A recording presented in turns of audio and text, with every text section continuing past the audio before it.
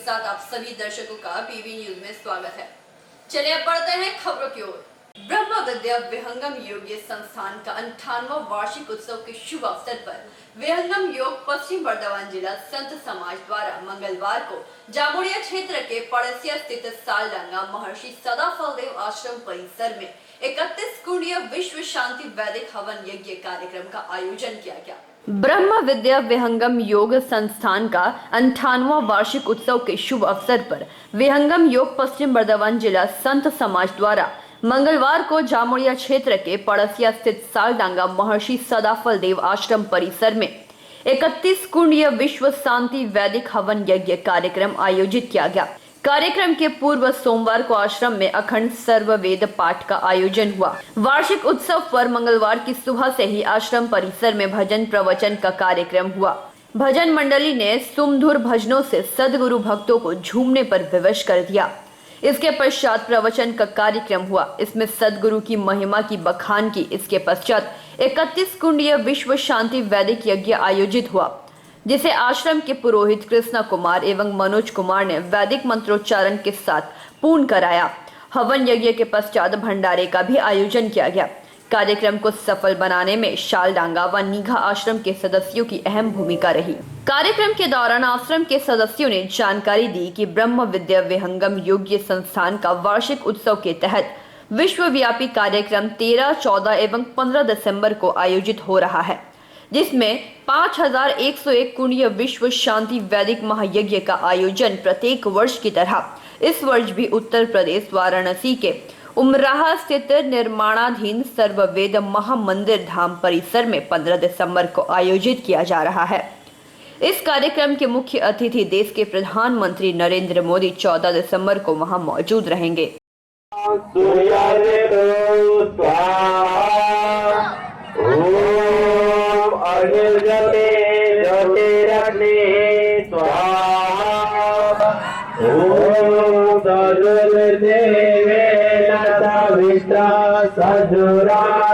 इंद्रवच्चा ज्योतारो अग्निवेदो स्वाहा ओम भूरग्नये प्राणाय स्वाहा इदमये प्राणाय स्वाहा इदं वावे आपणे नमः ओम स्वरविद्याय ज्ञानाय स्वाहा वादित्यभ्यः प्राणापनध्यानेभ्यः स्वाहा इदमग्निर्वादित्यभ्यः प्राणापनध्यानेभ्यः विनं कुरु स्वाहा ॐ मया सेवा स्वाहा ॐ अग्निमया सुपथाराय अस्मान् स्वामिभिः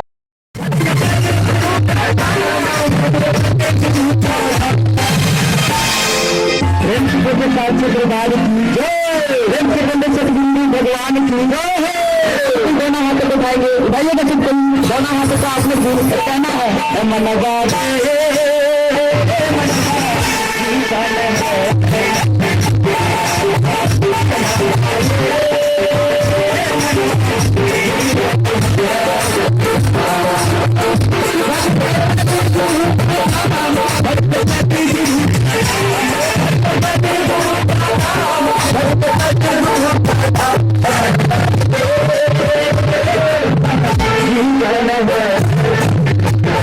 जामुड़िया से दिलीप साव की रिपोर्ट, पीबी न्यूज।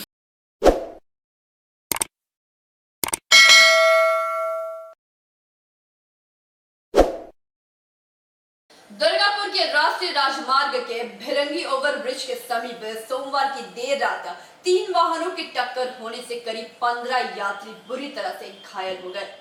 दुर्गापुर के राष्ट्रीय राजमार्ग के भिरंगी ओवरब्रिज के समीप सोमवार की देर रात 3 वाहनों की टक्कर होने से करीब 15 यात्री बुरी तरह से घायल हो गए। सूचना पाकर ट्रैफिक पुलिस एवं हाईवे कर्मी घटनास्थल पर पहुंचे। एवं वाहनों को जब्त कर जख्मी लोगों को इलाज के लिए विधाननगर महकमा अस्पताल भेजा। सूत्रों ने बताया कि बर्दवान से आसनसोल जा रही ट्रक जब दुर्गापुर के भिरंगी ओवरब्रिज से गुजर रही थी, उसी दौरान ट्रक के आगे श्रमिकों से लाद कर एक ट्रैक्टर जा रहा था। उसी दौरान ट्रक अनियंत्रित होकर ट्रैक्टर को पीछे ठोकर मार दी, जिससे ट्रैक्टर पलट जाने से ट्रैक्टर में सवार सभी यात्री घायल हो गए। इसी दौरान ट्रक ने सामने से जा रही एक मोटरसाइकिल को आरोही को भी ठोकर मार दी, जिससे बाइक सवार भी घायल हो गया। एक साथ 3 वाहनों की टक्कर होने से जीटी रोड पर आवागमन बाधित हो गई। सूचना पाकर पुलिस घटनास्थल पर पहुंची और घायलों को इलाज के लिए अस्पताल भेजा। पुलिस ने बताया कि घायल यात्रियों में एक की हालत नाजुक बताई जा रही है। फिलहाल वाहनों को जब्त कर मामले की जांच शुरू कर दी गई है। তাকে পেছন থেকে মারে যে ট্রাক্টরে মোটামুটি 8-10 জন লোক পড়ে যায়, তাদের লেগেছে, তাদেরকে নিয়ে গিয়েছে। তার সামনে একটা বাইক ছিল, বাইকওয়ালা লেগেছে, ভালো রকম লেগেছে। বাইকে 2 জন ছিল, তো তাদেরকে হসপিটাল নিয়ে যাওয়া হয়েছে। আমাদের লোকাল থানা ফরিদপুর থানা থেকে অফিসাররা এসে তাদেরকে হসপিটালে পৌঁছে পড়ে গেলে অনেক দুর্ঘটনা অনেক বেশি হতো, কিন্তু পড়েনি, যাক ওইটা রেহাই। তো 8-10 জন লেগেছে আহত। তবে সব হাসপাতালে নিয়ে গেছে। হ্যাঁ, তাদেরকে নিয়ে গেছে। বলছি ট্রাকটা কোন দিক থেকে কোন দিকে যাচ্ছিল? এটা বর্ধমান দিক থেকে আসছিল, আসানসোল দিকে যাচ্ছে। এটা হয়েছে কোন জায়গায়? এটা হয়েছে ভেড়িঙ্গি মোড় ফ্লাইওভারের উপর। আপনার নাম দাদা? আমার নাম সঞ্জয়, ভেড়িঙ্গি থেকে সঞ্জয় पवार। दुर्गापुर से निमाय दास की रिपोर्ट, पीबी न्यूज।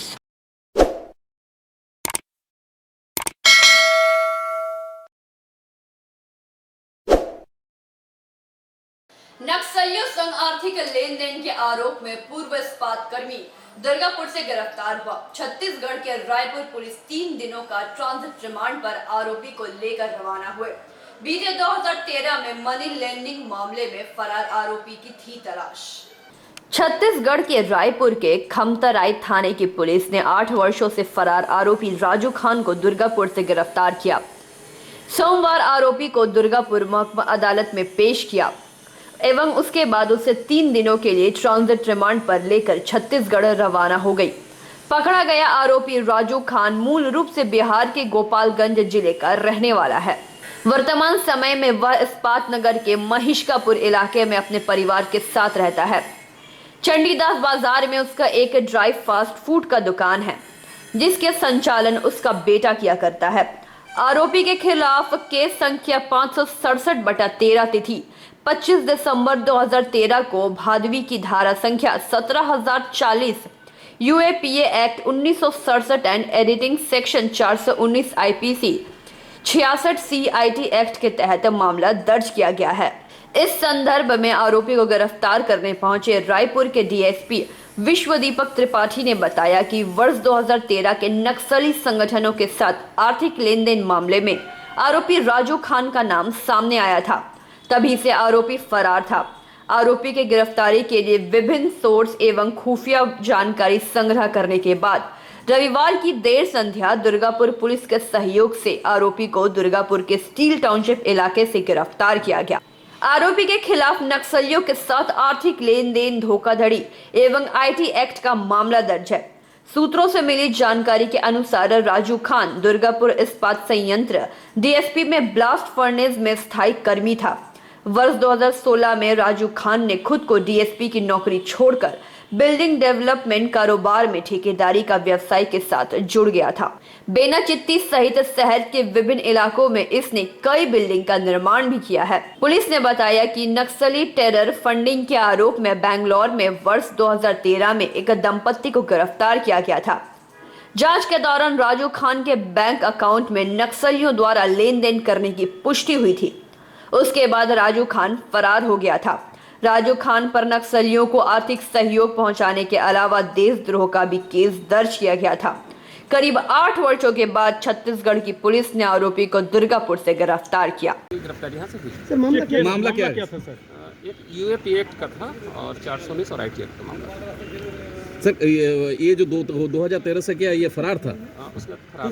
कौन सा लिंक पे इसको कैसे सर वो 13 से जब फरार थे तो इन्वेस्टिगेशन में थे, धीरे धीरे लगे हुए थे उसमें। सर आपका नाम सर? दुर्गापुर से निमाय दास की रिपोर्ट, पीबी न्यूज।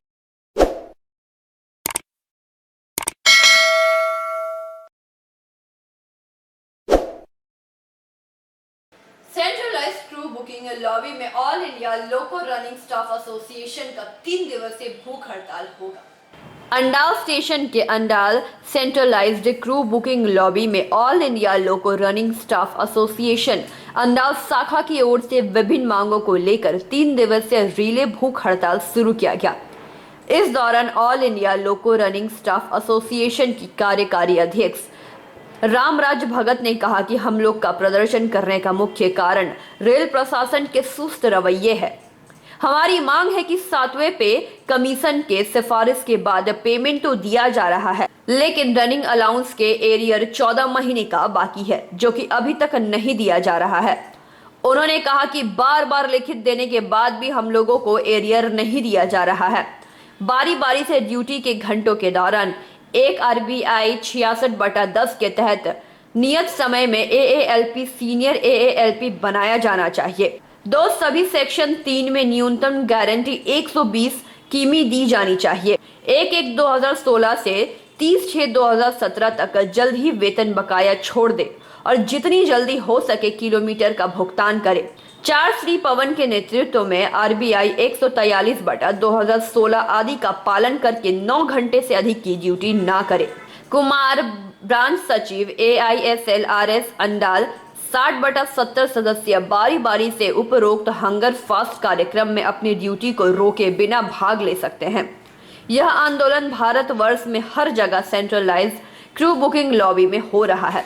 इस दौरान सीनियर SM LPD के निराला, Satyendra Kumar, LPG Vipin Kumar, LPG Ramesh Kumar, LPG पुरुषोत्तम कुमार, संतोष कुमार, पवन कुमार, AK शर्मा आदि मौजूद रहे।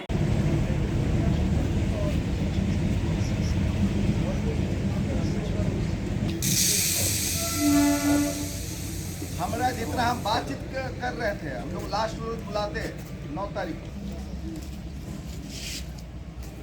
इसलिए हम लोग शुरू में आप लोग आ गए तो फिर बहुत बहुत धन्यवाद। लास्ट में रोज माइक उइक लगाएंगे बढ़िया से। अंडल ग्रामीण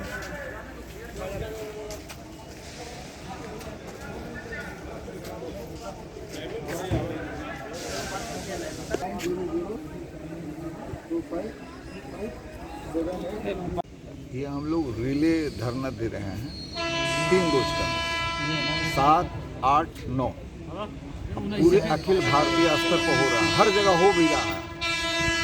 हमारा जो डिमांड है, हम लोग विभिन्न गणतांत्रिक पद्धति से सरकार को आकर्षित कर ध्यान आकर्षित करना चाह रहे हैं कि जायज़ डिमांड है दिया जाए। प्रथम डिमांड है कि 7वां पे कमीशन सिफारिश के बाद पेमेंट तो दिया जा रहा है, लेकिन रनिंग अलाउंस के एरियर 14 महीना का बाकी है, अभी तक नहीं दिया गया। बार बार हम लोग लिखित दे रहे हैं, धरना दिए हैं, प्रदर्शन किए हैं। एक बहुत बड़ा प्रदर्शन हम लोग किए थे। हम लोग को विरुद्ध में रेल क्या नाम है डिसिप्लिनरी एक्शन लेने का कोशिश किया, लेकिन हम लोग सही जवाब दिए डिसिप्लिनरी एक्शन ने, लेकिन आज तक ये हमारा जो एरियर है अभी तक मिला नहीं है 7 श्री। आज के धरना प्रदर्शन में सिर्फ अंडाल का नहीं, पूरे भारतवर्ष में हो रहा है, हर लॉबी में हो रहा है, आसनसोल में हो रहा है। ये रिले ये चलेगा 9 तारीख तक, 9 तारीख शाम 5 बजे तक। ठीक है। आपका नाम? भगत, रामराज भगत। अंडाल से मंथन पासवान की रिपोर्ट, पीबी न्यूज।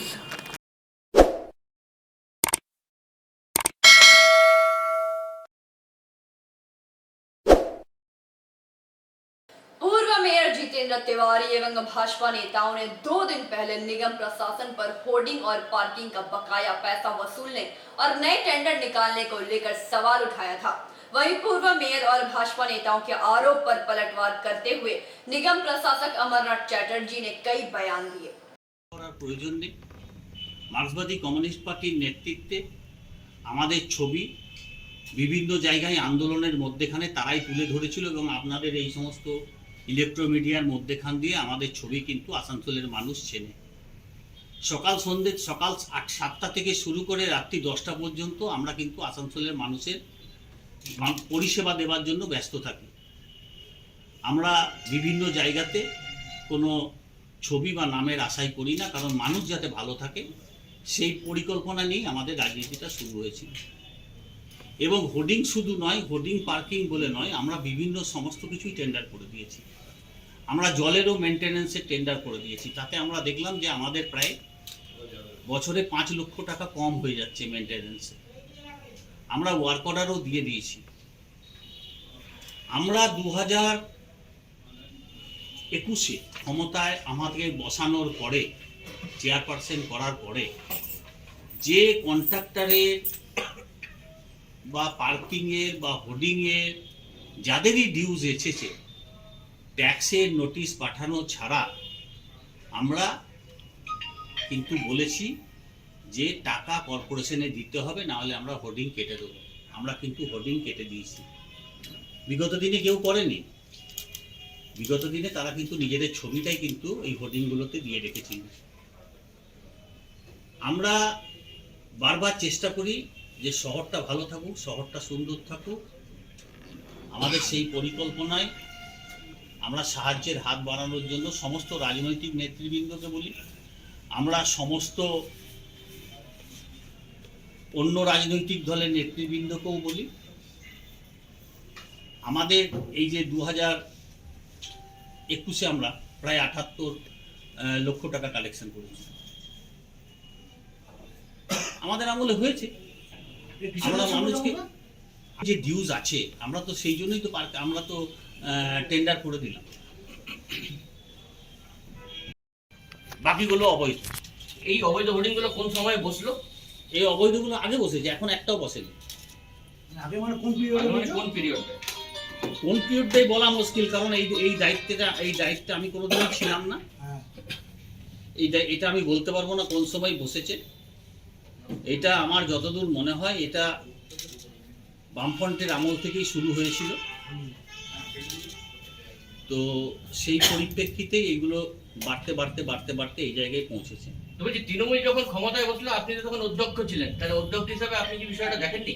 না, আমরা তো হোর্ডিং করে আমার কাজ ছিল না। আমার তো আইনটা দেখার আমার কাজ ছিল। আমি আইনটা দেখেছিলাম। আমি তো কাউকে পার্সু করার জন্য আমার কাজ ছিল না। আমাদের এমআইসি মিটিংয়ে আসতো, যেটা পাস হয়ে সেটা আমরা বোর্ড মিটিংয়ে রূপান্তরিত করার অনুরোধ করতাম। এটাই তো অধ্যক্ষের কাজ। বলছি 16/10/2020-তে যে এক্সটেনশন হলো শেষবারের মতো নিয়ে এখন আমরা আবার টেন্ডার করলাম এই মাসে। বলছি, আপনি যে বলছেন ওই যে 9টা ফাইল খুঁজে পাওয়া যাচ্ছে না, এই ফাইলগুলো কার দায়িত্বে ছিল? মানে কোনো পুরো মেয়র পরিষদ তো তখন ছিলেন না, তখন আপনার পুরো অস্থায়ী পুরকর্মীর দায়িত্বে ছিলেন। তাহলে কি তার বিরুদ্ধে আইনানুগ ব্যবস্থা নয়? মানে অফিসের ফাইল হারিয়ে গেল, সেটা কমিশনার সাহেব আমাদের ব্যবস্থা করছেন। সেটা কমিশনার সাহেব আমাদের ব্যবস্থা করছেন। আমরা যদি আমাদের টেন্ডারের মধ্যে যদি অ্যাভেল করে যাই, তা আমাদের তার কাছে কর্পোরেশন সে তার ন্যায্য পাওনা বুঝে নেবে কর্পোরেশন, তারপরে তাকে অ্যালাউ করবে। বলছি, আপনার কি প্রাইমারিলি মনে হচ্ছে যে অবৈধ হোর্ডিংগুলো বসেছিল তার মধ্যে কোনো স্বজন পোষণ রয়েছে? না, সেটা ধরুন যারা থেকে করতে হয়। আজকে এই গত 1 অক্টোবর যে বন্যাটা হয়েছিল, সেই বন্যাতে প্রত্যেকটি পাম্প হাউসের আমাদের নদীর ধারে যেগুলো ছিল কালেক্টর ওয়েলগুলোর আমাদের প্রত্যেকটি ক্ষতিগ্রস্ত হয়েছিল। আমরা গত 3-4 দিন ধরে সেই সমস্তগুলোকে আমরা রিপেয়ার করে আজকে আমরা একটা স্থিতশীল অবস্থার মধ্যে এখানে নিয়ে এসেছি। সেই স্থিতশীল অবস্থার মধ্যে এনে আজ থেকে মোটামুটি জল নর্মাল হয়ে গেছে। জলটা শুধু আসানসোল মিউনিসিপ্যাল কর্পোরেশনের উপর নির্ভর করে না, রাজ্য বিদ্যুৎ পরিষদের উপরেও করে। আজও গিয়েও খোঁজ নিয়ে দেখুন যে 4 ঘন্টা কালাঝুরিয়া লোডশেডিং ছিল। কালকে কেএসটিপিতে আমাদের 3 ঘন্টা লোডশেডিং ছিল। আমরা আজকে ডিই সাহেবকে চিঠি পাঠিয়েছি যাতে ব্যাপারটাকে দেখে এবং জলের যে দপ্তরগুলো আছে সেই দপ্তরগুলোর জায়গায় যেন বেশি করে ইনিশিয়েটিভ দিয়ে যেন বিদ্যুৎটাকে দেওয়া হয়। আমরা এটাকে ওনাদের বলেছি বারবার। তো এই সমস্তর মধ্যেখানে আমরা বের করছি। আমরা মানুষকে বলি বারবার একটাই কথা, যে মানুষ আমাদের সাহায্য করুক। আর দেখুন, আমি নিজের ছবি কখনো প্ল্যাকেটে বা আমার কোনো অ্যাডভার্টাইজের মধ্যে আজ পর্যন্ত দিইনি। আমার 41 বছর রাজনীতিতে আমরা ছবি দিই আমাদের নেত্রী, আমাদের নেতা বা আমাদের যিনি আসানসোলের বর্তমান রাজনীতির সঙ্গে ওতপ্রোতভাবে জড়িত এবং পশ্চিমবঙ্গকে নেতৃত্ব দিচ্ছে। আমরা মমতা বন্দ্যোপাধ্যায়ের সঙ্গে সঙ্গে তাদের ছবিটা এই কারণেই দিই, মলয় ঘটক বা তাপস বন্দ্যোপাধ্যায়, কারণ একটা যুগের পরিবর্তনের মধ্যেখান দিয়ে কিন্তু আমরা 2009 সালে প্রথম ক্ষমতা দখল করে আসানসোলবাসীকে একটা জায়গায় পৌঁছেছিলাম। সেখানে মলয় ঘটকের নেতৃত্ব ছিল, সেখানে তাপস বন্দ্যোপাধ্যায়ের নেতৃত্ব ছিল এবং তাপস বন্দ্যোপাধ্যায় মেয়র হয়েছিল। আজকে মলয় ঘটক রাজ্যের মন্ত্রী হয়েছেন, আসানসোলবাসীর কাছে গর্বের বিষয়। আজকে আপনারা দেখেছেন আসানসোলের কোন জায়গা থেকে আসানসোলকে কোন জায়গায় তুলে নিয়ে যাচ্ছে, এবং ওনাদের সারা পশ্চিমবঙ্গ এবং তাপস বন্দ্যোপাধ্যায়কে বরাকর থেকে শুরু করে একদম পানাগড়ের শেষ প্রান্ত পর্যন্ত এডিডি এর মাধ্যমে ডেভেলপমেন্টের সঙ্গে প্রত্যেকদিন যুক্ত থাকতে হয়। সেই জন্য যারা বর্তমানে আমাদের রাজনীতি করছি, আমরা আসানসোল শিল্পাঞ্চলে মানুষের সঙ্গে জড়িত থাকি, আমাদের নামটা আমরা দিতে থাকি, কিন্তু ছবি আমরা কোথাও দিই না। ছবি দিয়ে आसनसोल से संतोष मंडल की रिपोर्ट, पीवी न्यूज।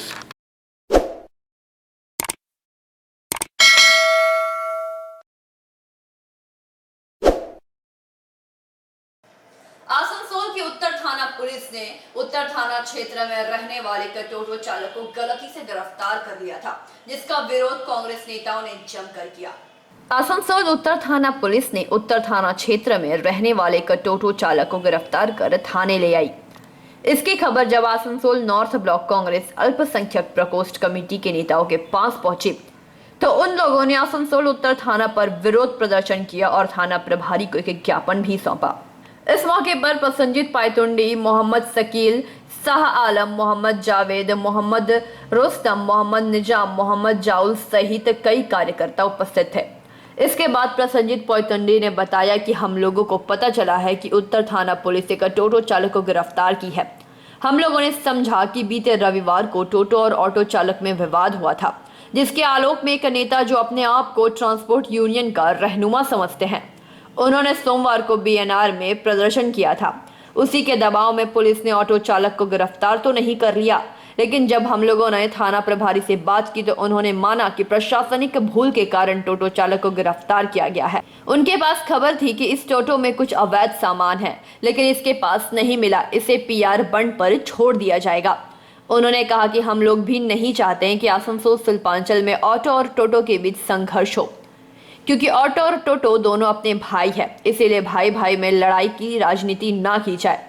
कुछ नेता टोटो को अवैध बता रहे हैं। टोटो अवैध कहते हैं, जब वह जीएसटी अन्य कर देकर गाड़ी खरीद रहे हैं तो वे लोग अवैध कैसे हुए? हमारे पड़ोस के जिले बांकुड़ा, पुरुलिया में टोटो का रजिस्ट्रेशन किया जा रहा है। यह सही है कि यहाँ नाबालिग लड़के भी टोटो चला रहे हैं, लेकिन यदि परिवहन विभाग टोटो का रजिस्ट्रेशन शुरू करवा दे, निर्दिष्ट रूप आवंटित हो जाएगी तो टोटो चालकों को ड्राइवरी लाइसेंस बनाना पड़ेगा। 18 के नीचे उम्र का जब ड्राइवरी लाइसेंस नहीं बनेगा तो यह समस्या स्वतः समाप्त हो जाएगी। इसीलिए हम लोग का पुलिस प्रशासन के साथ परिवहन विभाग के अधिकारियों से भी मांग है कि अन्य जिलों की तरह यहाँ भी टोटो का रजिस्ट्रेशन किया जाए। ऑटो, टोटो और मिनी बस की अलग अलग निर्दिष्ट रूट जारी की जाए ताकि सभी लोग अपनी रोजगार कर सके। আমাদের আজকে একটা প্রথম কথা হচ্ছে পুলিশের আজকে এটা পুলিশের পক্ষ থেকে একটা মিস্টেক হয়েছিল। প্রথম বলি, আমরা দীর্ঘদিন ধরে যে টোটো এবং অটোর একটা সামঞ্জস্য বজায় রাখার জন্য প্রশাসনের কাছে দরবার করছি। আপনারা দেখেছেন বিগত আগস্ট মাসে আমরা এসডিও এবং আরটিও সাহেবের কাছে ডেপুটেশন দিয়ে জানিয়েছিলাম যে অটো এবং টোটোর মধ্যে প্রায়ই একটা ঝামেলা ঝঞ্ঝটের পরিবেশের সৃষ্টি হচ্ছে। দ্বিতীয়, আমরা তারপরে ডিসিপি ট্রাফিকের কাছে গেছি, সেখানেও বলেছি যে এদেরকে নির্দিষ্ট রুট প্রদান করা হোক, এদেরকে নির্দিষ্ট স্ট্যান্ডের ব্যবস্থা করা হোক, যাতে অটো টোটোর মধ্যে কোনো ক্লাস না হয়। আসানসোলের বুকে মানে আসানসোল, বার্নপুর চারিদিকেই অটো আর টোটোর মধ্যে একটা ক্লাস হচ্ছে। এর কারণ হচ্ছে যে দিন পে দিন পশ্চিমবঙ্গ সহ সারা ভারতবর্ষে যেভাবে বেকারত্ব বৃদ্ধি হচ্ছে, বেকার যুবকেরা কি করবে? তাদের রোজগার চাই। তারা রোজগারের রাস্তা হিসেবে টোটোকে বেছে নিচ্ছে, অটোকে বেছে নিচ্ছে। অটো যে চালায় সেও আমার ভাই, টোটো যে চালায় সেও আমার ভাই। আমরা চাইবো না যে কারোর পেটে লাথি পড়ুক, কিন্তু কথা হচ্ছে যে অটো টোটোর মধ্যে নিজেদের মধ্যে মারামারি কেন হবে? কেউ এসে বলে দিচ্ছে টোটো বেআইনি, অটোওয়ালারা একটু পাওয়ারফুল হয়ে যাচ্ছে। আমি যদি এখন গিয়ে বলে দিই অটো বেআইনি, তাহলে টোটোওয়ালারা পাওয়ারফুল হয়ে যাবে। কেউ বেআইনি নয়। বেকার ছেলে দিনের আলোতে শোরুম থেকে পয়সা দিয়ে জিএসটি সহ টোটো কিনছে, কেউ অটো কিনছে। আমরা তো এইটাই ডিএম সাহেব, এসডিও সাহেবকে, আরটিওকে বলেছিলাম যে আপনারা এটাকে ব্যবস্থা করুন। পুরুলিয়া, বাঁকুড়া, বীরভূমে সব জায়গায় টোটোতে রেজিস্ট্রেশন হচ্ছে, রেজিস্ট্রেশনের ব্যবস্থা করুন এবং নির্দিষ্ট রুট দিন এবং সবাইকে লাইসেন্স দিন। তারা অটো রুটে অটো চলুক, টোটো রুটে টোটো চলুক। কেউ বলে দিচ্ছে বেআইনি, বন্ধ করতে হবে। তো খুলছে কী করে? কর্পোরেশন থেকে হোক বা সরকারি দপ্তর থেকেই তো পারমিশন নিয়ে খুলছে। তাহলে আমি বেআইনি বলার অধিকারী কে? না, টোটোওয়ালারা আমার ঠিক খাপে আসছে না, আমি টোটোকে বেআইনি বলে দিলাম। অটোওয়ালা আমার ঠিক খাপে আসছে, আমি আইনি বলে দিলাম। এটা হতে পারে না। সবাই মিলে মিশে আসানসোলে রোজগারের রাস্তা খোলা থাকুক। যেহেতু সরকার কোনো বিকল্প রোজগারের ব্যবস্থা করতে ব্যর্থ, 10 বছরের এই সরকার এবং বর্তমানে 7 বছরের কেন্দ্রীয় সরকার। তাই বেকারদের রোজগারের জন্য আজকে যেটা মেন হয়েছিল, আজকে একটা ভুল ইনফরমেশন ছিল যে কোনো টোটোতে কোনো অবৈধ জিনিস নিয়ে যাচ্ছে কেউ। সেই ভুল ইনফরমেশনে একজনকে গ্রেপ্তার করেছিল পুলিশ।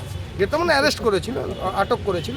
আটক করার পরে এখন যেহেতু সব কিছু ক্লিয়ার হয়েছে যে না সেখানে কিছু নেই, তার পরিবারের লোককে পাঠিয়ে পিয়ার বন্ডে ছেড়ে দিই। আপনার নাম, পরিচয়? আমার নাম প্রসেনজিৎ কুইতন্ডি, পশ্চিমবঙ্গ প্রদেশ कांग्रेस कमेटी संपादक। टोटो भाइयों को लेकर आसनसोल नॉर्थ थाने में आए हैं। आने का रीज़न ये है कि 2 दिन पहले आसनसोल म्यूनिसिपल कॉरपोरेशन के पास टोटो और ऑटो में झमेला हुआ था। तो आज जो है, जैसा कि मालूम हुआ कि रेल पार के झांगड़ी मोहल्ला से एक टोटो चालक को अरेस्ट कर लिया गया है नॉर्थ थाना के द्वारा। तो हम लोग सोचे कि शायद जो है वो जो झमेला हुआ था उसी की वजह कर हुआ है, लेकिन यहाँ आने के बाद हमारे आईसा साहब से जो बात हुई, उन्होंने कहा कि नहीं, वो मामला नहीं है, कुछ मिस्टेक से जो है उस लड़के को अरेस्ट किया गया था। लेकिन अभी जो है फिलहाल उनके फैमिली अगर कोई आता है तो उसको हम लोग छोड़ देंगे। ये तो अपनी एक जगह है। सबसे बड़ी बात ये है कि अभी देख सकते हैं कि पूरे बंगाल में जो है सरकार के पास कोई रोजगार नहीं है, और जो भी हमारे टोटो चालक हैं सब पढ़े लिखे हैं और यहाँ तक के सब गरीब हैं। इन लोगों के पास कोई रोजगार नहीं है, इसलिए अपने फैमिली को पोसने पालने के लिए एक टोटो की खरीदारी कर करके किसी तरह से अपना गुजर बसर कर रहे हैं। लेकिन आए दिन आसनसोल का जीटी रोड हो या हाईवे हो, टोटो वाले के साथ बड़ा अजीब जो है व्यवहार किया जा रहा है। इसलिए हम लोग पिछला महीना से लेकर के एसडीएम साहब के पास और डीसीपी ट्रैफिक हेडक्वार्टर के पास भी गए थे। हम लोग ने डिमांड किया था कि बाज़ाब्ते तौर पर इन लोगों को जो है टोटो का रूट दिया जाए, रजिस्ट्रेशन दिया जाए और नंबर प्लेट दिया जाए। चूँकि बंगाल में ही 2 जिला एक ऐसा है जैसे पुरुलिया और बांकुड़ा, जहाँ पे बाज़ाब्ते तौर पर जो है वहाँ पे रजिस्ट्रेशन प्लेट दिया गया है। इसलिए हम लोग चाहते हैं कि यहाँ पर भी इस तरह का हो और आसनसोल में टोटो और ऑटो दोनों का फैमिली चले। इसलिए हम लोग चाहते हैं कि सबको अमन के साथ, सुकून के साथ, और जिस तरह से चल रहा है इन लोगों को न्याय हो। और ये इलीगल नहीं है, जैसा कि टीएमसी के एक लीडर ने कहा था कि ये इलीगल है। मैं उनकी बात को निंदा करता हूँ। इसलिए अगर सरकार चाहे तो एक दिन में ये मामला हल हो सकता है, लेकिन वो करना नहीं चाहती है। इसलिए हम लोग अपने गरीब भाई के साथ कल भी खड़े थे, आज भी खड़े हैं और आने वाले दिन में भी खड़े रहेंगे। चाहेंगे कि लोगों को अधिकार मिल सके। बोल रहे हैं कि टोटो चालक बहुत सारा माइनर है, जिन लोग का एज कम है उन लोग टोटो चला रहा है, उस पर आप क्या बोलेंगे? हम लोग जो है स्पेशली आज खास करके, इससे पहले भी हम लोग बोले थे कि 18 साल से जो नीचे है ये बिल्कुल जो है ना गैर तरीका है, उसको नहीं चलाना है। उनके गार्जियन को हम लोग कंप्लेन भी किए थे कि अगर जो भी इस तरह का हो जाता है, उन लोगों के साथ कोई भी वाकया आता है, उनके साथ हम नहीं हैं। तो इस तरह का कंट्रोल हुआ है। उम्मीद करते हैं कि आगे दिनों में जो है 18 साल से जो ऊपर है वही लोग इसको ये करेंगे, इसलिए हम लोग भी उनके साथ नहीं होंगे। आसनसोल से संतोष मंडल की रिपोर्ट, पीबी न्यूज।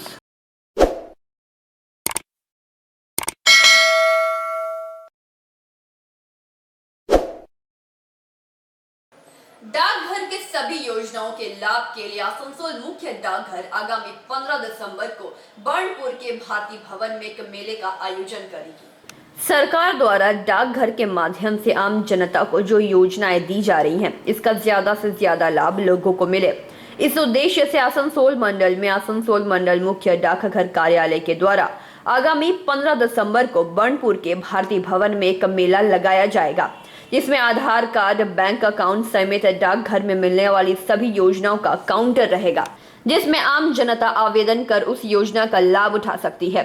उक्त बातें मंगलवार को आसनसोल मंडल के वरिष्ठ डाक अधीक्षक सैयद फर्ज हैदर नबी ने एक प्रेस वार्ता के दौरान कही। उन्होंने कहा कि वे 1 माह पहले अपना पदभार ग्रहण किए हैं। उनकी प्राथमिकता है कि आसनसोल मंडल में आने वाले सभी डाकघर अपने समय के अनुसार खुले और डाकघर के अधिकारी लोगों के साथ व्यवहारिकता से पेश आकर उनका कार्य करे। इसके अलावा जिन डाकघरों में आधार कार्ड बनाई जा रही है वहां ज्यादा संख्या में प्रतिदिन आधार कार्ड बन सके, इसकी भी व्यवस्था करने की बात कही। उन्होंने कहा कि मेले में लगभग 1,500 से 2,000 लोगों को सेवा प्रदान की जाएगी। यह मेला समय समय पर विभिन्न जगहों पर आयोजन किया जाएगा। एक प्रश्न का उत्तर में उन्होंने कहा कि जो सेवा सरकार के द्वारा मुफ्त दी जा रही है उसको जो लोग पैसा लेकर बना रहे हैं इसकी जाँच कराकर इस पर कार्रवाई की जाएगी। उन्होंने वरिष्ठ नागरिकों की सुविधा के लिए कार्यालय में बैठने की व्यवस्था करने की भी बात कही। रूरल एरिया में जो जाना चाहिए, तो कई बार होता है कि गांव के लोग शहरों तक नहीं पहुंच पाते, फिर उन तक ये खबर नहीं जाती, तो उन तक इस खबर को पहुंचाने के लिए इस तक पहुंचाने के लिए हम लोगों ने डिफरेंट गांव के लोगों को माइकिंग के लिए भी प्रोग्राम वो कर रखा है कि माइकिंग का इंतज़ाम करके लोगों को बताएं कि ये चीज़ मेला होने वाला है। और जो हमारी डिपार्टमेंट के स्टाफ्स हैं जो गांव-गांव में हैं वो जानते हैं कि ये मेला होने वाला है, तो it is their responsibility to bring people from rural area to this place. हम लोगों ने ये रिस्पॉन्सिबिलिटी उनको भी दी है। तो जितनी भी GDS हैं it is their responsibility to bring people to that platform there. तो इसका क्या इफेक्ट पड़ने वाला है फिर? इससे इफ़ेक्ट ये पड़ेगा कि ना ही सिर्फ पब्लिसिटी होगी हमारे डिपार्टमेंट की स्कीम्स की, बल्कि लोग बेहतर सर्विस की एक्सपेक्टेशन करेंगे। और पोस्ट ऑफिसेस का एक जो फेस बना हुआ है अब तक सोसाइटी में कि बहुत पीछा है, नहीं करते हैं, सर्विस एटीट्यूड बहुत गंदा है लोगों का, ये हम फेस चेंज करना चाहते हैं। We want to become more people friendly and people service oriented. तो ये जो फेस है ये बदलने के लिए इस तरीके के इनिशिएटिव्स हमने लिया है और इसको हम कोशिश करेंगे कि आगे भी ले जाएं। और एक जो फेस चेंजर है that we want to bring in the department है।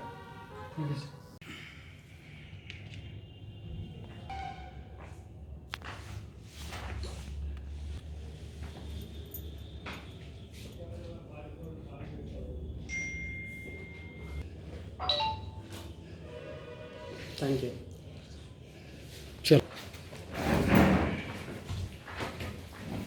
कि हम लोग जो है पोस्ट ऑफिस जितनी सर्विसेज देती है उसको एक पब्लिसिटी के लिए हम लोग एक डाक मेला कर रहे हैं 15 दिसंबर इन भारती भवन बर्नपुर।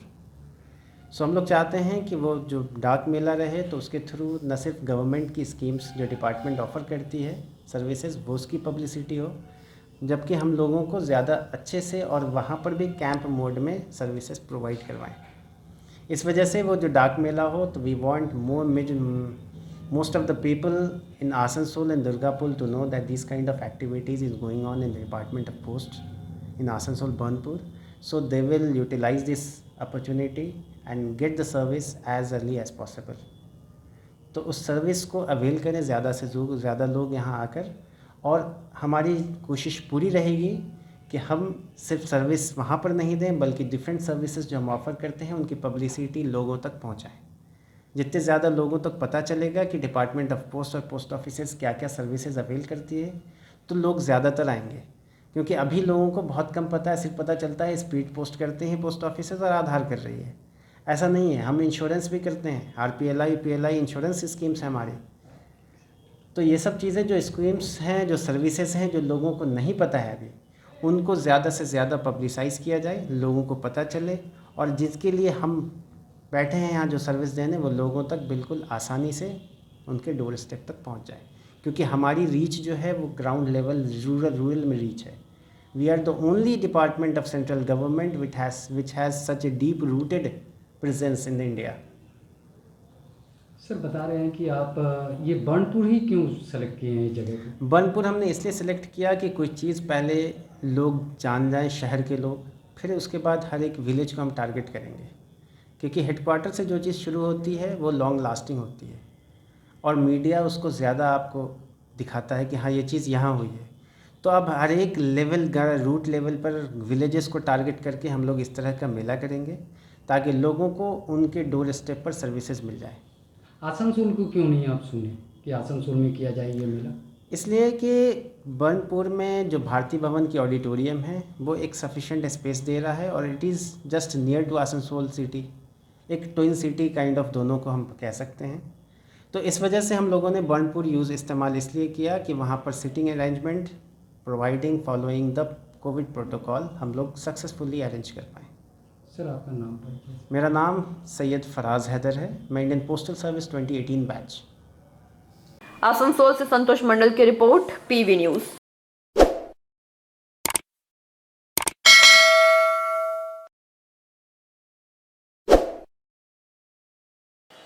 ईसीएल ठेका श्रमिक अधिकार यूनियन द्वारा मंगलवार को आसनसोल अपकार गार्डन स्थित जिला श्रम अदालत के सामने ईसीएल के विभिन्न एरिया में कार्यरत ठेका श्रमिकों को बोनस भुगतान की मांग पर विरोध प्रदर्शन किया। ईसीएल ठेका श्रमिक अधिकार यूनियन द्वारा मंगलवार को आसनसोल अपकार गार्डन स्थित जिला श्रम अदालत के सामने ईसीएल के विभिन्न एरिया में कार्यरत ठेका श्रमिकों के बोनस भुगतान करने की मांग पर विरोध प्रदर्शन किया गया और अदालत के द्वारा जल्द न्याय करने की गुहार लगाई गई। इस मौके पर यूनियन के पदाधिकारी हृदय पाल ने बताया कि वे लोग ईसीएल के विभिन्न एरिया के विभिन्न कोलियरियों में सुरक्षा गार्ड का कार्य करते हैं। पिछले 20 वर्षों से वे लोग कार्य करते आ रहे हैं, लेकिन उनका कभी बोनस का भुगतान नहीं किया गया। 2012 में उन लोगों ने इसकी शिकायत जिला श्रम आयुक्त से की थी।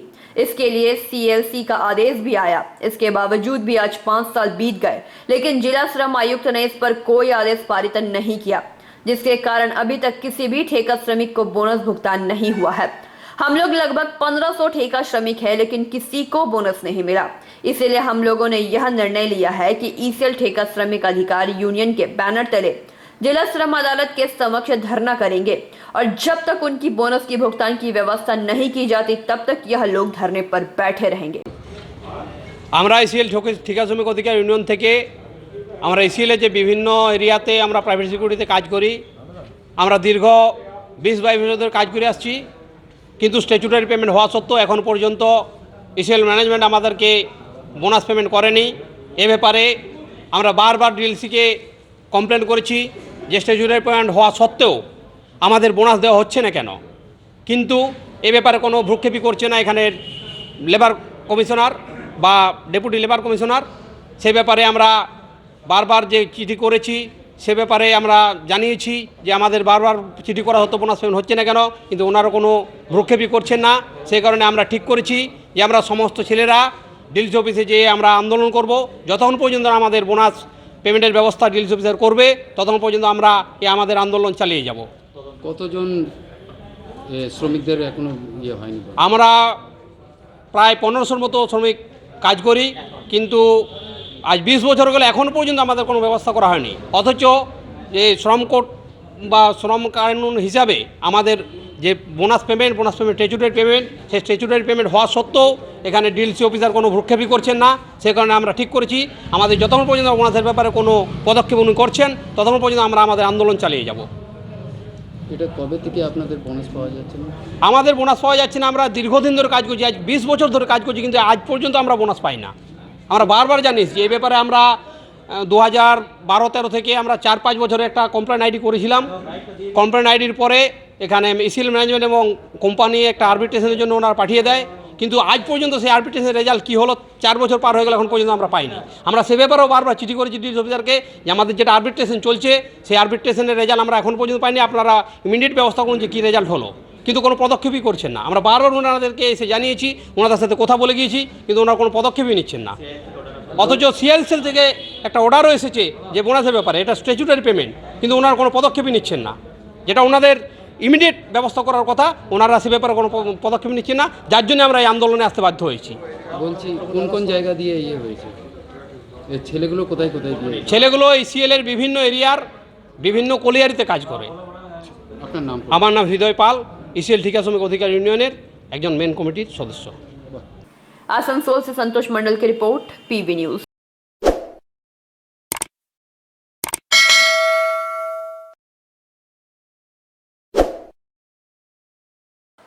क्रेडिट आउटरीच प्रोग्राम के तहत सेंट्रल बैंक ऑफ इंडिया द्वारा 649 ग्राहकों के लिए 17.77 करोड़ सैंक्शन किया है। इस बात की जानकारी बैंक प्रबंधकों की तरफ से एक प्रेस बैठक के दौरान दी गई।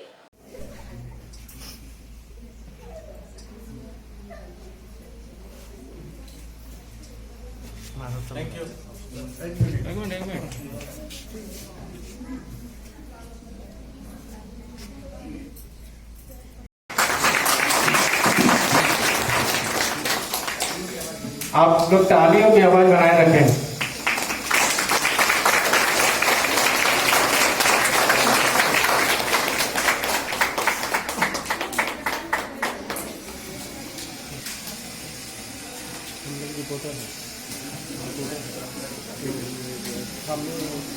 यहाँ की परंपरा के हिसाब से सर को इंटरव्यू प्रदान कर रहे हैं। उसके बाद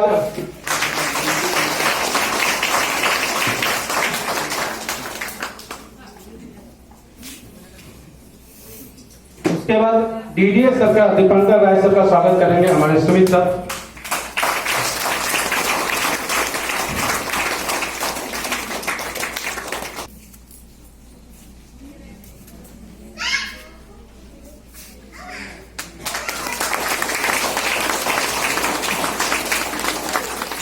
उसके बाद बांकुड़ा ब्रांच के चौधरी जी,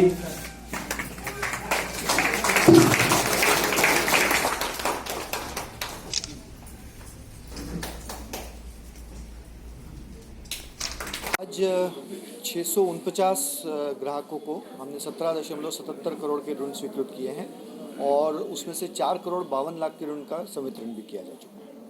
बाकी इसका वितरण जो है वो मेरे ख्याल से 1 हफ्ते के अंदर पूरा हो जाएगा। ये लोन देने के बाद आम जनता को क्या क्या उपकार मिलेंगे? लोन जो है एक तो सारी शासकीय योजनाएं जितनी हैं उन शासकीय योजनाओं के अंतर्गत हम लोग पूरा अपने जितने टारगेट हमें दिए जाते हैं वो टारगेट से हम लोग ज़्यादा काम करने की कोशिश कर रहे हैं। इसके साथ ही बैंक की जो अपनी कमर्शियल स्कीम्स है जैसे हाउसिंग लोन है या एमएसएमई की स्कीम है, तो उसमें हमने ये इंश्योर किया है कि जैसे हाउसिंग लोन की स्कीम है, हमने एक यूनिक स्कीम चालू की है जो सिर्फ महिला उद्यमियों के लिए, महिला ग्राहकों के लिए है, जिसमें 6.50% से स्टार्ट किया हुआ लोन मिल सकता है आपको और आखिरी की 5 किस्तें तक आपको वेव हो जाएंगे। मतलब आपको यदि 300 किस्त हैं तो इसकी जगह आपको 295 किस्त जमा करनी है। Last 5 instalments will be waived by the bank. साथ ही महिलाओं के लिए वाहन ऋण योजना 7% की दर से चालू की गई है। जो हमारे एमएसएमई यूनिट्स हैं 25 करोड़ तक की ऋण सुविधा का लाभ ले रहे हैं किसी भी बैंक के साथ में, वो यदि चाहें तो हमारे साथ में जुड़ सकते हैं। हम उनको 7% की दर से एमएसएमई लोन स्वीकृत कर सकते हैं। इसके साथ ही हमने मिस्ड कॉल की सुविधा चालू की है जिसमें यदि ग्राहकों की कोई भी ऋण संबंधी आवश्यकता है या जमा संबंधी आवश्यकता है, दोनों के लिए अलग अलग एक नंबर दिए हुए हैं। उस नंबर पे यदि वो मिस्ड कॉल देते हैं उसको हमारा मार्केटिंग विभाग, विपणन विभाग जो है वो प्रोसेस करके कस्टमर को कांटेक्ट करेगा और उसका लीड प्रोसेसिंग करके और बहुत जल्दी हम लोग ऋण स्वीकृत करते हैं। तो सेल्फ हेल्प ग्रुप्स के लिए क्या क्या छाड़ पत्र है? सेल्फ हेल्प ग्रुप के लिए मेरे ख्याल से तो सारी ये अवेलेबल है जो भी लोकल लेवल पे वो लोग काम करते हैं। हमने ये देखा है स्पेशली पैन इंडिया हमारा ये ऑब्जर्वेशन है कि महिला सेल्फ हेल्प ग्रुप बहुत अच्छा काम कर रहे हैं, क्योंकि जो हमारी संस्कृति में भी कहा गया है कि महिलाओं की एक टेंडेंसी रहती है कि वो बचा के चलती हैं कुछ ना कुछ, और उनका एक नेचुरल ये रहता है कि भाई किसी का भी कर्जा हमारे सिर पे रखेंगे नहीं। तो वो जो महिला उद्यमी हैं वो अपना घर भी चला रही हैं, वो अपना व्यापार भी चला रही हैं, वो सोसाइटी को भी सपोर्ट कर रही हैं और साथ में बैंक को भी सपोर्ट कर रही हैं। और इसमें पैन इंडिया सबसे कम एनपीए ऋण यदि किसी में है तो महिला सेल्फ हेल्प ग्रुप में है। तो इसलिए हमारा विशेष बल है महिला सेल्फ हेल्प ग्रुप के लिए, जिससे नारी सशक्तिकरण की जो योजना है उसको भी ऑटोमेटिकली बल मिलता है।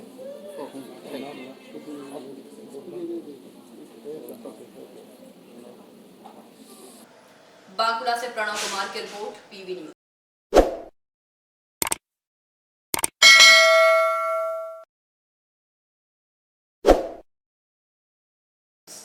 आगे की खबरों की ओर जाते हैं मगर उससे पहले लेंगे छोटा सा break.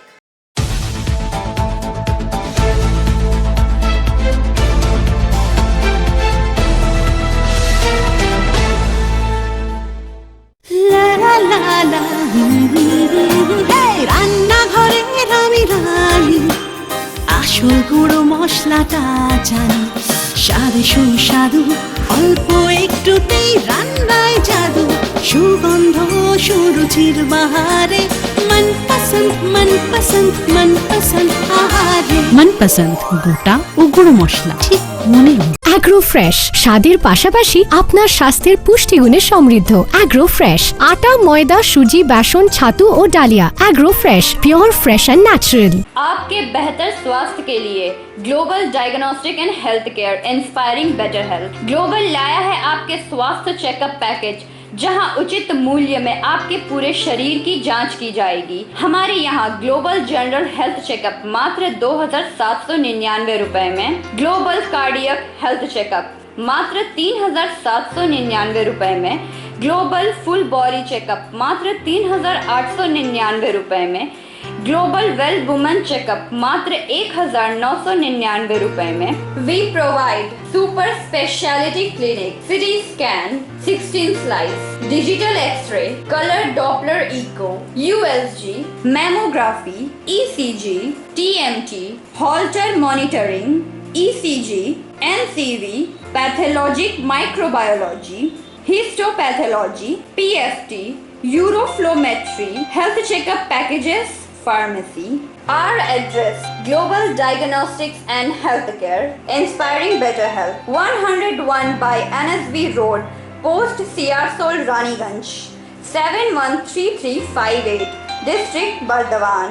Phone number 0341244580, 24458181, 24458182. Our email address: globalhealthrng@gmail.com. Our website: www.globaldiagnostics.net.in. यहाँ स्थित दवा दुकान में सभी दवाइयों पर 10% की विशेष छूट। परेशान है अपनी रोजमर्रा की बिजी शेड्यूल से? सोच रहे हैं कि कहां से खरीदे अपनी घरेलू चीजें, स्टेशनरी, कपड़े, मेकअप का सामान जैसी इत्यादि चीजें? परेशान मत होइए, इजी बाजार लाया है एक ही छत के नीचे सभी चीजें।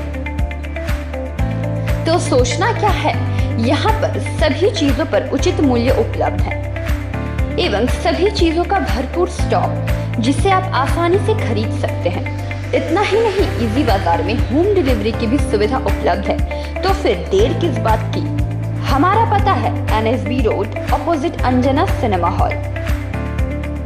हमारा फोन नंबर है 9775766400।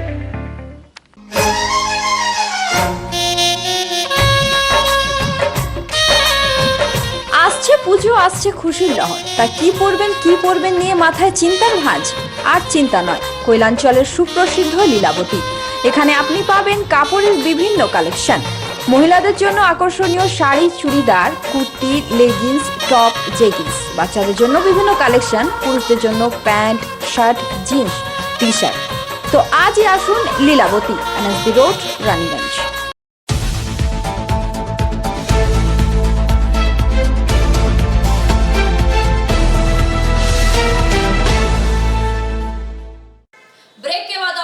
दर्शकों का स्वागत है। रानीगंज शहर का प्राण केंद्र कहे जाने वाला बड़ा बाजार अपनी बदहाली पर रो रहा है। बड़ा बाजार में सड़क की अवस्था काफी दयनीय है। रोजाना यहाँ दुर्घटनाएं होती रहती हैं, लेकिन इसके बावजूद भी प्रशासन की नींद नहीं खुल रही है। हमने इस विषय पर कई दुकानदारों से बातचीत की है, जिन्होंने सीधे तौर पर इसके लिए प्रशासन को जिम्मेदार ठहराया है। बड़ा बाजार के एक व्यवसायी संजय खेतान ने कहा कि क्लॉथ मार्चेंट एसोसिएशन की तरफ से ADDA चेयरमैन और आसनसोल नगर निगम के प्रशासक को हमने लिखित आवेदन दिया है और हमें उम्मीद है कि इस बार के विधायक तापस बनर्जी हमारी परेशानियों का हल जरूर करेंगे। कंडीशन तो जो आदमी आ रहा है, दुकानदार है, सभी देख रहा है। रोड गड्ढा गुड्डी का पोजीशन हो रखा है और मार्केट का मेन मार्केट है। हम जहाँ बैठे हुए रानीगंज का 1 MG road market in the हट बोला जाता है इसको। इसकी बगल रोड की शायद परमिशन हो गई है, CR रोड वो बन रहा है। हम रानीगंज, बहुत लोग बिजनेसमैनों ने कहा है कि हार्ट ऑफ द रानीगंज जो है ये रोड बहुत मतलब महत्वपूर्ण रोड है। ये रोड का कंडीशन बहुत सालों से खराब है। आपको क्या लगता है? ये बहुत सालों से ख़राब है। एक्चुअली हम लोग सरकार को जगाना चाहते हैं और हमारे क्लॉथ मर्चेंट एसोसिएशन से भी हमने एक पत्र रेडी किया है अमरनाथ चटर्जी, तापस बनर्जी वगैरह को देने के लिए, अपील करने के लिए कि हर शहर ग्रीन शहर की तरह स्वच्छ और बढ़िया होता जा रहा है। हम जहाँ रहते हैं, हमारे बाप दादा रहे हैं, हम भी भरसक प्रयास करेंगे कि रानीगंज शहर को बहुत सुंदर तरीक़ा से बनाया जाए। और हमें उम्मीद भी है कि हमारे जो एमएलए आए तापस बनर्जी, वो बहुत अच्छा काम करते हैं, वो पब्लिक की सुनते भी है। हम उसे रिक्वेस्ट करेंगे इस विषय में कि रानीगंज बड़ा बाज़ार जितना जल्द से जल्द हो, बढ़िया से बढ़िया तरीक़ा से बनाया जाए। शायद मैं कंफर्म नहीं बोलता हूँ, लेकिन भरवली शायद उन्होंने कहा भी है कि आप माने पत्र जो दे रहे हैं आप दीजिए, हम इस पर जल्द से जल्द सुनवाई करेंगे। आपका नाम? संजय खेतान। वहीं एक दूसरे व्यवसायी दीपक शर्मा का कहना है कि रोजाना सड़क में बड़े बड़े हुए गड्ढों की वजह से लोग दुर्घटनाग्रस्त होते हैं, गाड़ी के पहिए अटक जाते हैं, महिलाएं भी कई बार गिर पड़ती है, लेकिन कोई सुनवाई नहीं है। अच्छा, हार्ट ऑफ द टाउन का ये मेन रोड है, एमजी रोड, क्या कंडीशन में आप लोग डेली दुकानदानी करते हैं यहाँ पे? मतलब में भैया हम लोग ये दुकान का जो रोड है, बुजुर्ग आदमी गिर जा रहा है, 3-4 लेडीज कितना बार रोज 4 पैर मुड़ जाता है, बच्चा गिर जाता है, साइकिल लेके गिर जाता है। किस लिए? ये रोड बंजर के चलते।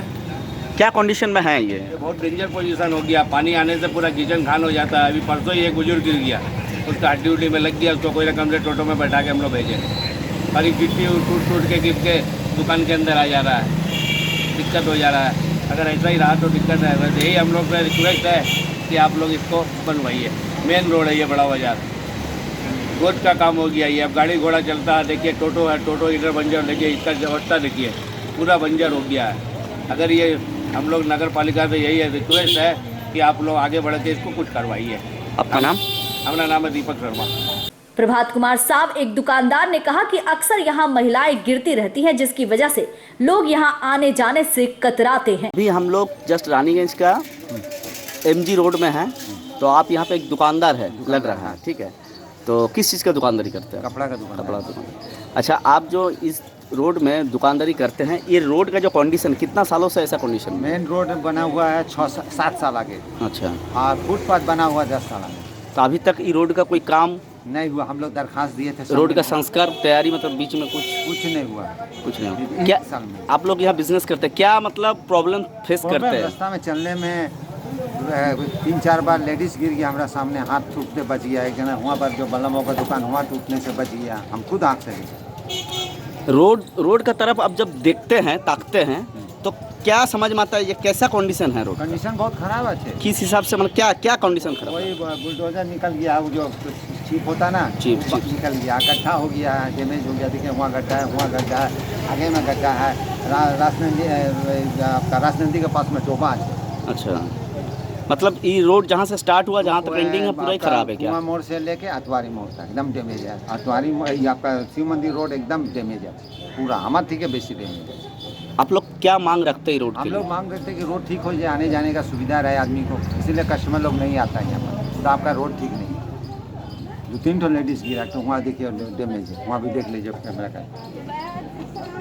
क्या नाम हो आपका? मेरा नाम प्रभात कुमार साहब। आप यहाँ पे दुकान? इंद्रालय कपड़े के दुकान के मालिक बलाई सिंह ने कहा कि अगर आप सब मीडिया वाले इस रूट की कंडीशन दिखाएंगे तो शायद बोरो अधिकारियों की नींद टूटेगी और हमारा काम जल्द ही पूरा हो जाएगा। প্রথমেই পিবিটিভিকে ধন্যবাদ জানাই যে ও আমার ইন্টারভিউ এখানে নিতে এসছে। আমি ইন্দ্রালয় কাপড় দোকানের প্রোপাইটার শ্রী বলাই সিংহ বলছি। আমি এমজি রোডের হার্ট অফ দ্য টাউনে আমি দোকানদারি করি এবং দীর্ঘ 68 বছর রানীগঞ্জে বসবাস করছি। আমার বক্তব্য হচ্ছে যে রানীগঞ্জের যেভাবে আমরা রেভিনিউ দিয়ে থাকি মানে আসানসোল মিউনিসিপ্যাল কর্পোরেশন থেকে, কিন্তু 5 বছর ধরে আমার মনে হয় না রানীগঞ্জে বড় বাজারে রাস্তার কোনো সংস্কার হয়েছে। বড় বড় গর্ত, এমনকি রাস্তার পিচ তো উঠে গেছে এবং পিচের ভেতরে যে আস্তরণটা মানে মাটির যে আস্তরণটা সেটা পর্যন্ত দেখা যাচ্ছে এবং তার ভেতরে প্রায় 2 ইঞ্চি 4 ইঞ্চির যে বোল্ডার দেওয়া আছে সেগুলো পর্যন্ত দেখা যাচ্ছে, যেটা ছবি পিবিটিভি নিউজের সাংবাদিক সে তুলেছে এবং নিশ্চয়ই আশা করব সেটাও প্রকাশ করবে। কি চাইছেন আপনারা? আমরা চাইছি যে নাগরিক জনজীবনের মানে একটা সুবিধার্থে বা তাদের কল্যাণের জন্যে ইমিডিয়েট মানে আসানসোল মিউনিসিপ্যাল কর্পোরেশনের চেয়ারম্যান অ্যাডমিনিস্ট্রেটরকে আমি অমরনাথ চ্যাটার্জিকে আমি অনুরোধ করব যে দয়া করে একবার আসুন, সরজমিনে দেখুন যে রানীগঞ্জের বড়বাজারের রাস্তার এমজি রোডের কী অবস্থা, দেখে যাতে খুব তাড়াতাড়ি সংস্কার হয় এবং মানুষের যাতে কল্যাণ হয় এবং মানুষ যাতে অন্তত আপনাদের কাছ থেকে একটুখানি সুবিধা পেতে পারে সেদিকটা নজর দিলে বাধিত থাকবে। वैसे रानीगंज शहर में लगातार सड़क की बदहाल अवस्था हमारे चैनल के माध्यम से दिखाई जा रही है, लेकिन इसके बावजूद भी इसकी मरम्मत की सुध लेने के लिए कोई नहीं पहुंच रहा। बोरो अधिकारी भी इस विषय पर चुप्पी साधे हुए हैं और नुकसान सिर्फ जनता का हो रहा है। আচ্ছা ঠিক আছে আপনি আচ্ছা, রোডটার দিকে যখন তাকান মানে কি প্রবলেম, কি রোডটার মধ্যে কি হয়েছে? খানাখন্দ হয়ে আছে, এখনো রোডটা ভালো মতো কাজ হয় না, রিপেয়ারিং কাজ কিছুই হচ্ছে না, তারপরে ডোবা হয়েছে, তারপরে এই রাস্তার দুধারে যে ফুটপাথ সেগুলো ভালো করে করছে না, রিপেয়ারিং করছে না, তো বেরিয়ে গেছে। ভিটি কি খানাখন্দ হয়ে আছে, ভিটি বেরোনোর বাকি কোথায়? মানে খুবই অসুবিধার মধ্যে আছেন আপনারা? অসুবিধার মধ্যেই আছে। কি চাইছেন, কি দাবি কি? রাস্তাটা ভালোভাবে তৈরি হোক। আপনার নাম? হলধর চন্দ। रानीगंज से सम्राट दास की रिपोर्ट, पीबी न्यूज।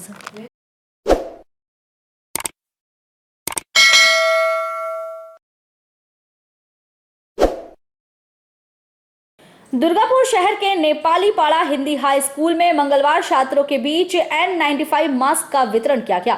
शिक्षकों और अतिथियों द्वारा छात्रों को नए मास्क मिलने से छात्रों में खुशी व्याप्त हो गई। बता दें कि पिछले 16 नवंबर से करीबन 20 महीनों के बाद विद्यालय के 9वीं से लेकर 12वीं तक के छात्रों के लिए खोला गया है। सरकारी निर्देश के अनुसार सभी बच्चों को मास्क लगाकर विद्यालय आना अनिवार्य किया गया है। कोरोना महामारी अभी भी समाप्त नहीं हुई है और इसी को देखते हुए विद्यालय संचालन समिति के पूर्व अध्यक्ष श्री राजेंद्र सिंह ने करीबन 850 छात्रों के बीच N95 मास्क का वितरण किया। राजेंद्र सिंह ने कहा कि इस विद्यालय को यहां तक पहुंचाने में समाज का बहुत बड़ा योगदान रहा है। वर्तमान समय में कोरोना से बचाव सामग्री बच्चों को देना जरूरी है। स्कूल प्राचार्य डॉक्टर कलीमुल हक ने पूरे विद्यालय परिवार की ओर से श्री सिंह को धन्यवाद दिया। मास्क वितरण कार्यक्रम के साथ साथ स्कूल के छात्रों द्वारा ट्रैफिक विभाग की ओर से जागरूकता कार्यक्रम का भी आयोजन किया गया, जहां ट्रैफिक विभाग के पुलिस अधिकारियों ने छात्रों को ट्रैफिक नियमों का पालन करने के लिए कई टिप्स दिए। मौके पर विद्यालय के सह प्रधान अध्यापक डॉक्टर मोहम्मद हासिम, शिक्षक नंदलाल मंडल, मुमताज अहमद उपस्थित थे। आज हमारे विद्यालय में हमारे स्कूल के मैनेजिंग कमेटी के पूर्व सभापति श्री राजेंद्र सिंह के द्वारा बच्चों को N95 मास्क का वितरण किया गया। कुल उन्होंने 850 बच्चों को आज मास्क दिया है। जैसा कि आप लोगों को मालूम है कि पिछले 16 नवंबर से स्कूल बच्चों के लिए खोल दिया गया है, लेकिन जो कोरोना महामारी है वो अभी तक पूरा ख़त्म नहीं हुआ है। इसी को देखते हुए जो कोरोना से बचने का सबसे जो पहला और सबसे बहुत ही महत्वपूर्ण उपाय है वो मास्क का उपयोग करना। और चूँकि सरकारी स्कूल है, बहुत सारे ऐसे बच्चे हैं जो अच्छे क्वालिटी का मास्क उनके पास नहीं है, तो हम लोगों ने उनसे अप्रोच किया था और उन्होंने सहर्ष से इसको स्वीकार किया और आज वो आकर के हमारे विद्यालय में सारे बच्चों को उन्होंने बांटा है। इसके लिए हम पूरा विद्यालय परिवार उनका आभारी हैं। दुर्गापुर से निमाई दास की रिपोर्ट, पीपी न्यूज।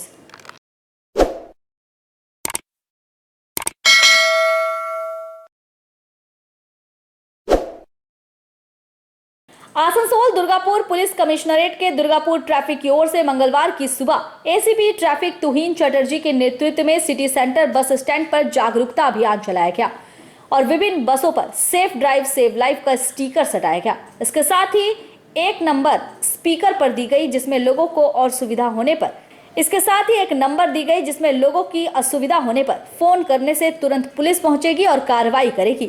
इस दौरान एसीपी तुहीन चटर्जी ने बताया कि दुर्गापुर शहर के विभिन्न जगह पर ट्रैफिक पुलिस की ओर से जागरूकता अभियान चलाया जा रहा है।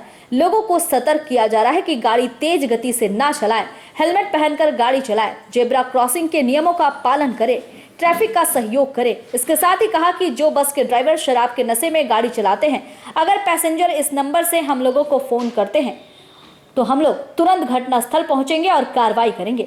इसके साथ ही अगर किसी के बैग छूट जाते हैं तो इस नंबर पर फोन करने से तुरंत गाड़ी वहां पहुंचेगी और जांच करने के बाद सामान वापस कर दिया जाएगा। उन्होंने आगे कहा कि पुलिस हर समय जनता का काम करने के लिए तैयार है, सिर्फ जनता को जरूरत है तो पुलिस की मदद करने की। इस दौरान ट्रैफिक ओसी सहित सिविक पुलिस भी मौजूद थी। এটা আমাদের ড্রাইভার, যত টোটো ড্রাইভার আছে, অটো ড্রাইভার আছে, প্লাস তার সঙ্গে বাস ড্রাইভার আছে, যারা অতিরিক্ত বেগে গাড়ি চালাচ্ছে বা ড্রাইভিং লাইসেন্স ক্যারি না করে গাড়ি চালাচ্ছে, তাদের জন্য এই অ্যাওয়ারনেস, যাতে আমরা দুর্ঘটনাগুলো কমাতে। আমাদের উদ্দেশ্য হচ্ছে দুর্ঘটনা কমানো। আমাদের 2 মাস ব্যাপী যে কিছু ড্রাইভার মধ্য অবস্থায় গাড়ি চালাচ্ছে, 2 মাস ব্যাপী যেটা সেভ লাইফের প্রোগ্রাম চলছে, আজকে হচ্ছে তার 7ম দিন।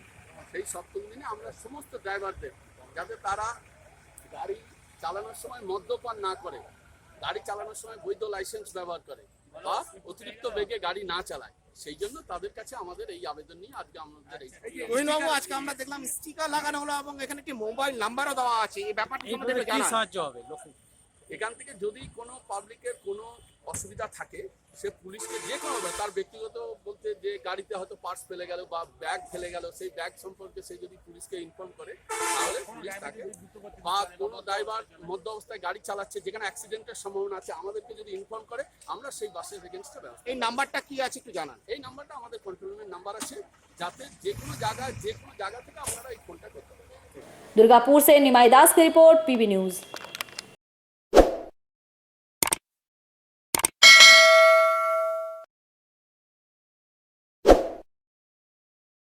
टॉलीगंज के होटल के सामने मंगलवार को एक युवक का खून से लथपथ शव बरामद किया गया। पुलिस ने मृतक का नाम सुमंत घोष बताया है। वह दुर्गापुर के स्टील टाउनशिप स्थित भारती का रहने वाला है। दुर्गापुर के 54 फीट इलाके उसके ससुराल में जैसे ही ये खबर पहुंची तो पूरा इलाका गमगीन हो उठा। दुर्गापुर नगर निगम के बोरो नंबर 2 के अध्यक्ष राम प्रसाद हलदार घटनास्थल पहुंचे। उन्होंने पूरी घटना की जांच की मांग की है। पुलिस सूत्रों के अनुसार सुमंत घोष का खून से लथपथ शव टॉलीगंज के होटल के सामने से बरामद किया गया है।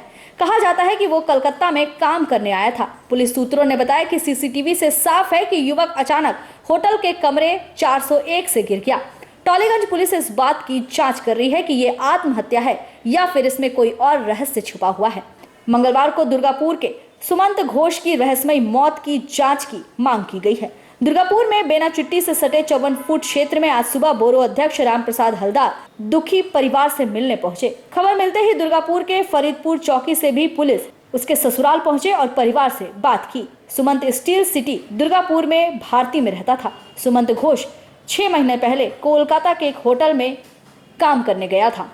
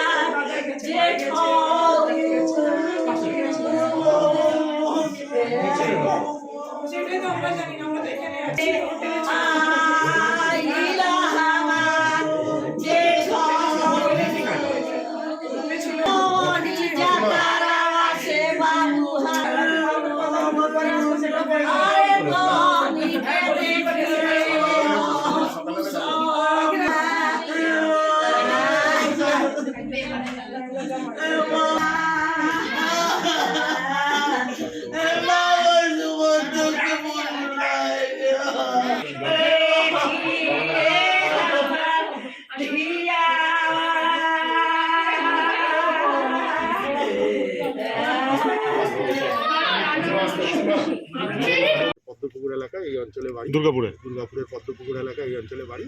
আমরা সঙ্গে সঙ্গে আমরা এবং আমাদের কর্মীরা মিলে এসে যথাযথ সাহায্যের জন্য বলি, যা প্রয়োজন পড়বে আমাদের বলবেন। ইতিমধ্যে তার ভাই এবং তার দাদা এবং দাদার মিসেস রওনা হয়েছে এসএসকেএম হসপিটালে। কি চাইছেন তদন্ত? আমরা চাইছি যদি প্রকৃত পুলিশ নিশ্চয়ই এটা তদন্ত করে খুঁজে বের করবে যে এটা কি প্রকৃত মৃত্যু না আত্মহত্যা, না কেউ মানে হত্যা করেছে, অন্য কোনো রহস্য আছে। সেই জন্য আমরা পুলিশের কাছে আবেদন করব, যদি কোনো অন্য কোনোভাবে মারা গেছে তাহলে সেটা যেন প্রকৃত কারণ এবং প্রকৃত খুঁজে বার করা এবং দোষীদের শাস্তি। ঠিক আছে। दुर्गापुर से निमाई दास की रिपोर्ट, पीबी न्यूज।